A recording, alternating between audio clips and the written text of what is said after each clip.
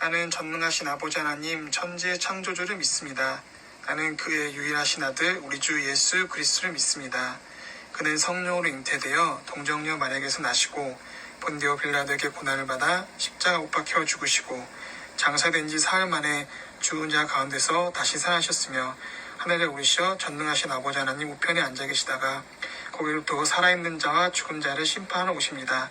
나는 성령을 믿으며 거룩한 공교회와 성도의 교제와 죄를 용서받는 것과 몸의 부활과 영생을 믿습니다.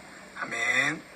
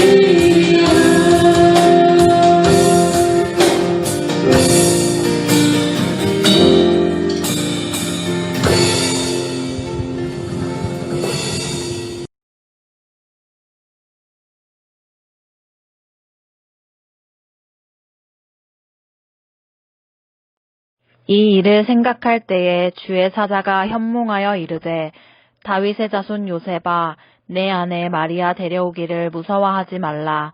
그에게 잉태된 자는 성령으로 된 것이라. 아들을 낳으리니 이름을 예수라 하라. 이는 그가 자기 백성을 그들의 죄에서 구원할 자이심이라 하니라. 이 모든 일이 된 것은 주께서 선지자로 하신 말씀을 이루려 하심이니 이르시되 보라 처녀가 잉태하여 아들을 낳을 것이요 그의 이름은 임마누엘이라 하리라 하셨으니 이를 번역한즉 하나님이 우리와 함께 계시다 함이라. 아멘.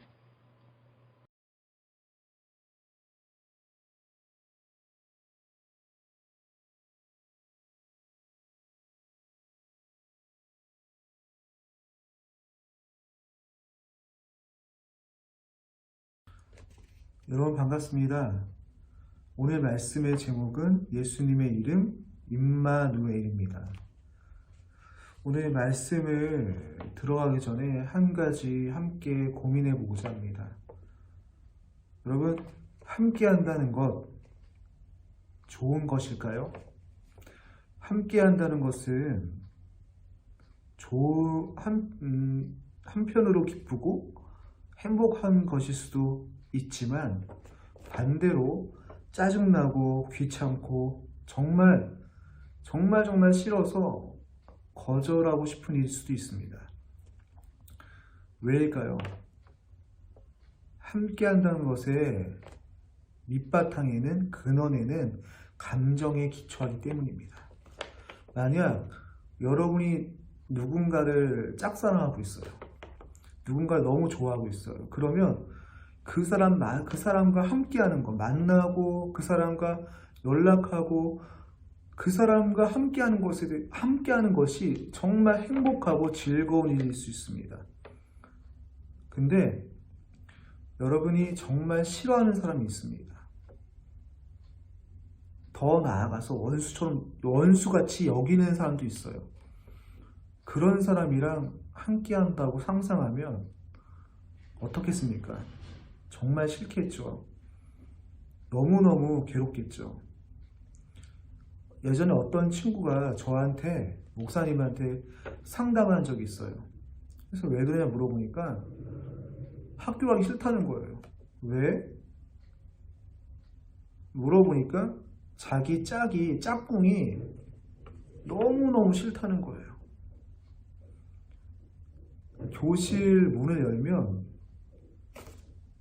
짝꿍이 먼저 등교해서 앉아있으면 그거 보는 것 자체가 짜증나고 싫어서 너무 싫다는 거예요.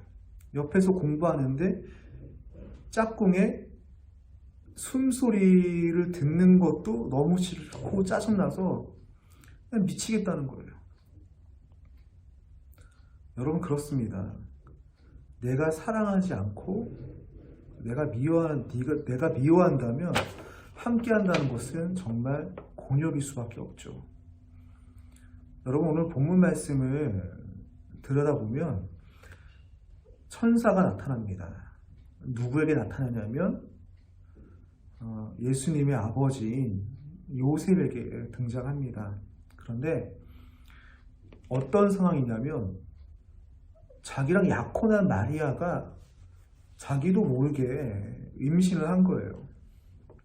그런데 그 당시 이 율법, 그 당시 이 유대 시대, 예수님 상황에서는 결혼하지 않은 여자가 약혼한 상태에서 임신을 하게 되면 간음한 것처럼 돼서 돌에 맞아 죽습니다.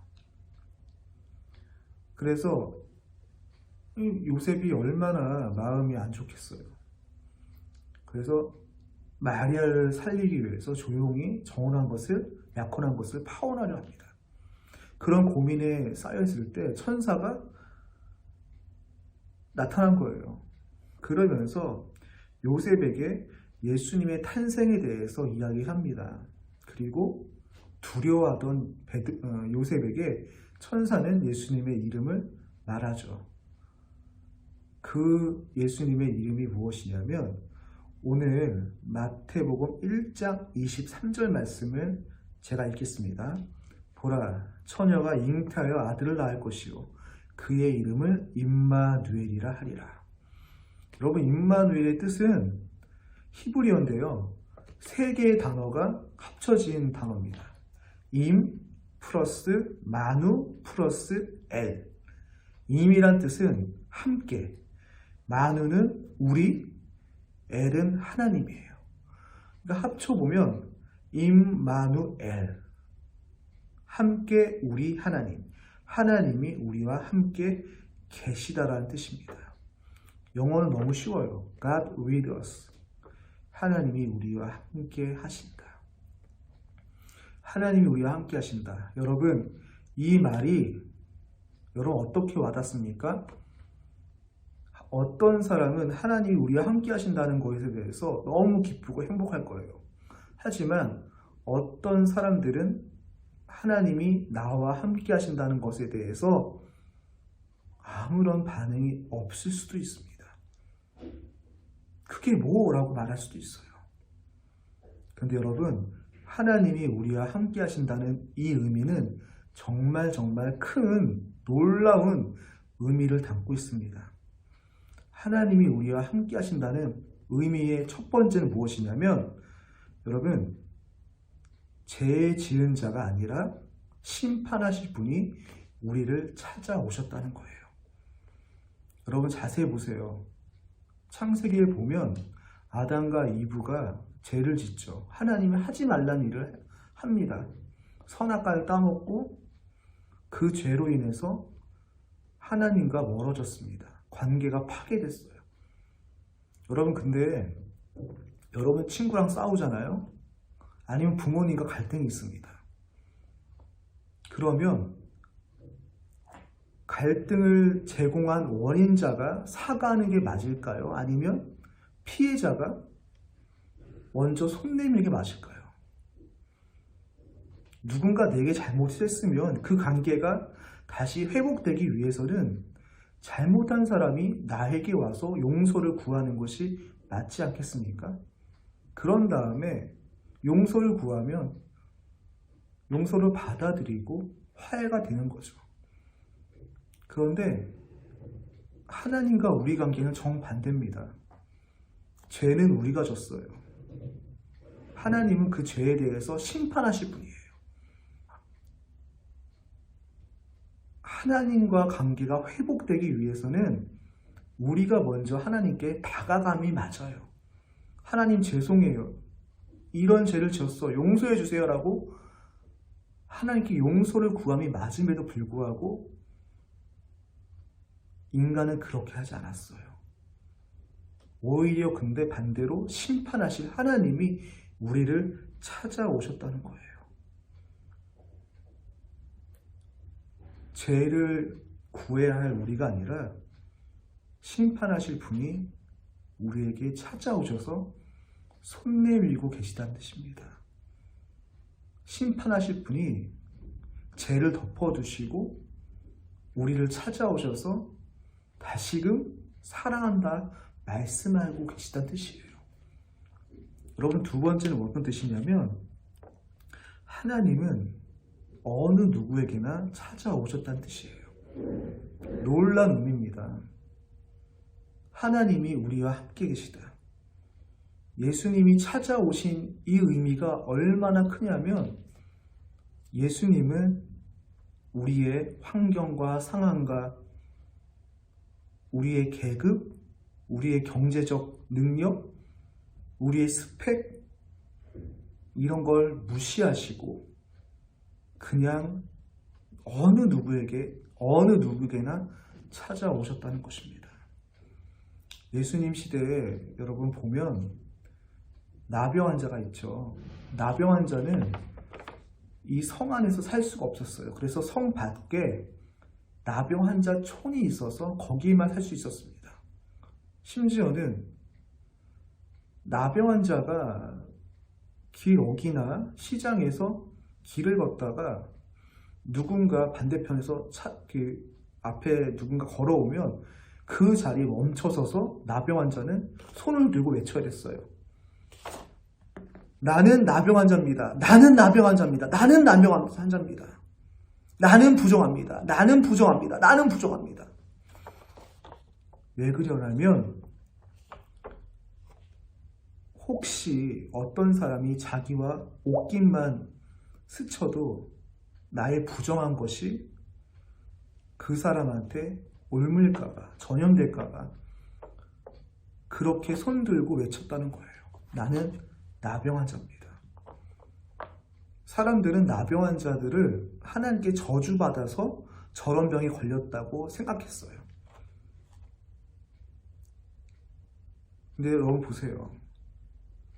어떤 사람은 태어나면서부터 병에 걸렸어요. 그 사람은 정말 하나님의 저주에 걸린 걸까요? 어떤 사람은 그렇게 얘기해요. 너의 부모 때문에, 너의 부모의 죄 때문에 너가 병에 걸린 거야. 여러분, 나병 환자의 마음이 어떨까요? 너무 외롭고 철저하게 고독하고 어디 하나 위로받을 수 없는 그런 마음 아닐까요? 여러분, 또 가늠한 여인의 얘기가 나옵니다. 가늠하면 그 당시 법이 돌을 던져서 죽였어야 됐어요. 예수님을 시험하려고 바리새인들이 가늠한 여자를 현장에 잡아다가 예수님 앞에 던져놓습니다. 어떻게 할 거냐? 그때 예수님이 얘기하죠. 너희 중에 죄 있는 자가 먼저 돌을 던져라. 그 말을 듣자마자 사람들이 돌을 하나둘씩 버려두고 다 떠납니다. 흩어집니다. 예수님과 가늠한 여자 둘만 남았어요. 그런데 여러분, 중요한 사실이 있어요. 예수님이 이 가늠한 여자한테 뭐라고 말씀하셨냐면 이렇게 말씀하세요. 나도 너를 정죄하지 않는다. 다시는 가서 죄를 짓지 마라. 여러분, 이 말의 핵심이 뭔지 아세요? 예수님이 말씀하신 게 무엇이냐면 너희 중에 죄 없는 자가 이 여자를 치라고 말씀하셨어요. 모든 사람은 죄가 있죠. 근데 죄가 없는 분이 있어요. 누굽니까? 예수님 본인이세요. 다들 이 여자를 정죄할 권리가 없지만 예수님은 이 여자를 정죄할 권리가 있으신 분이었어요. 근데 예수님은 그 가늠한 여자를 정죄하지 않습니다. 다시금 기회를 주세요. 여러분, 이 의미가 무엇이냐면 예수님은 죄 지은 우리를 모든 사람이 죄를 지었지만 예수님은 우리와 함께 하시고 우리 죄를 용서해 주시고 우리와 함께 하시기 위해 이 땅에 오셨다는 거예요. 여러분, 이것이 얼마나 큰 의미입니까?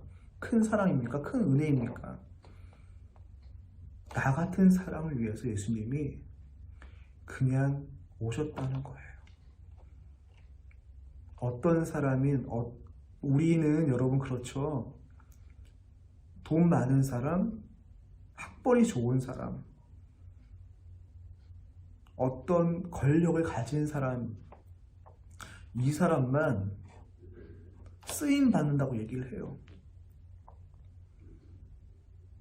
근데 예수님은 그게 아니에요.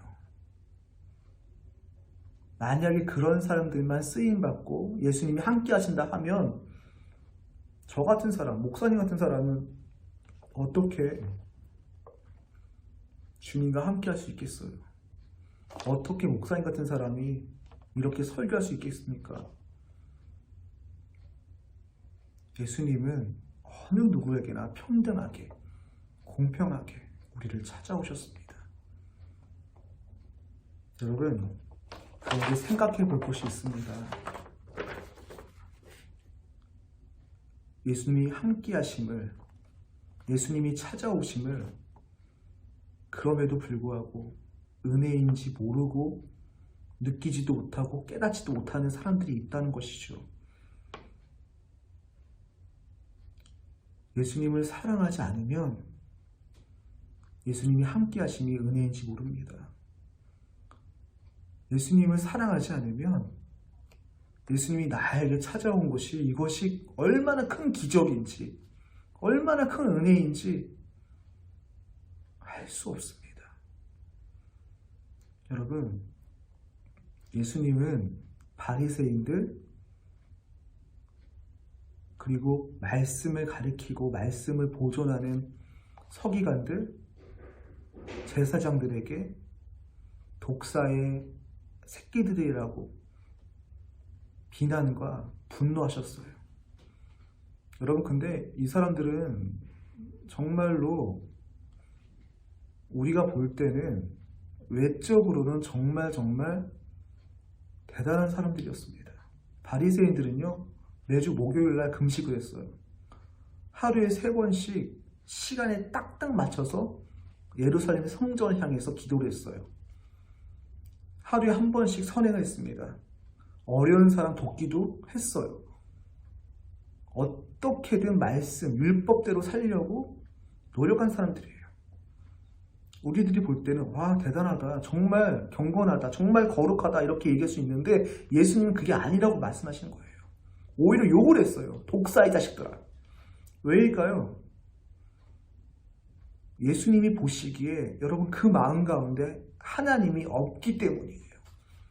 하나님 없는, 예수님 없는 예배 생활, 예수님 없는 기도, 예수님 없는 금식, 가짜란 겁니다. 여러분, 그러니까 그 안에 하나님이 없으니까, 그 안에 예수님이 없으니까 예수님이 와도 환영하지 않은 거예요. 기뻐하지 않은 거예요. 예수님이 우리와 함께 하신다, 하나님 우리와 함께 하신다, 이 말을 들어도, 임마누엘 이 말을 들어도 아무런 마음에 뜨거움이 생기지 않는다는 거예요. 사랑하는 여러분, 우리에게 묻습니다. 하나님이 여러분 가운데 계십니까? 예수님이 나와 함께 하심을 기뻐하고 있습니까? 정말 예수님을 사랑하고 있습니까? 오늘 우리 모두에게 임마누엘, 예수님이 나와 함께 하셔서 기뻐하는, 즐거워하는, 행복한 우리 모두가 되기를 진심으로 바랍니다. 예수님, 우리와 함께 하심을 감사합니다. 나와 함께 하여 주시고, 내가 슬플 때, 내가 괴로울 때, 내가 눈물 날 때도 예수님이 함께 하심을 통해서 얼마나 위로가 되고 힘이 되는지 모릅니다. 사랑하는 주님, 오늘 우리와 함께하는, 오늘 이 영상 예배를 드리는 사랑하는 우리 경인제일교회 모든 친구들에게 내가 너와 함께한다, 내가 너를 사랑한다, 내가 널 떠나지 않고 너와 늘 평생 같이 할 거다라는 이 음성을 마음속에 들려주세요. 주님, 함께 해주세요. 임마누엘 예수님, 우리와 함께 하심을 감사드립니다. 예수님 이름으로 기도드립니다. 아멘. 축도로 예배 마치겠습니다. 이제는 임마누엘 예수님 대신 하나님이 우리와 함께 하시다 말씀하시는 우리 주 예수 그리스도 놀라우신 은혜 주신과 성부 하나님의 놀라우신 사랑과 성령 하나님의 함께함이 오늘 이 예배를 드리는 사랑하는 모든 경인제일교회 친구들 가운데 이제부터 영원까지 함께 있기를 축원하노라. 아멘.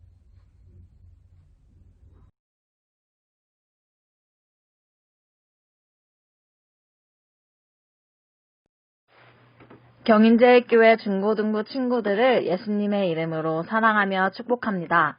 정상예배가 코로나로 드리지 못하고 있는데 빨리 정상예배로 드려질 수 있도록 함께 기도해요. 2월부터 온라인 예배 출석 챌린지가 진행됩니다. 2월 한 달간 온라인 예배를 4번 출석하는 친구들은 카톡으로 문화상품권 10,000원권이 증정됩니다. 예배드리는 모습이나 댓글창에 예배 인증을 남겨주시고 반 선생님께 확인받아주세요. 온라인 예배와 정상 예배 때 예배 기도로 섬기고 싶은 친구들은 반 선생님께 전달해주세요. 이상으로 광고를 마치겠습니다.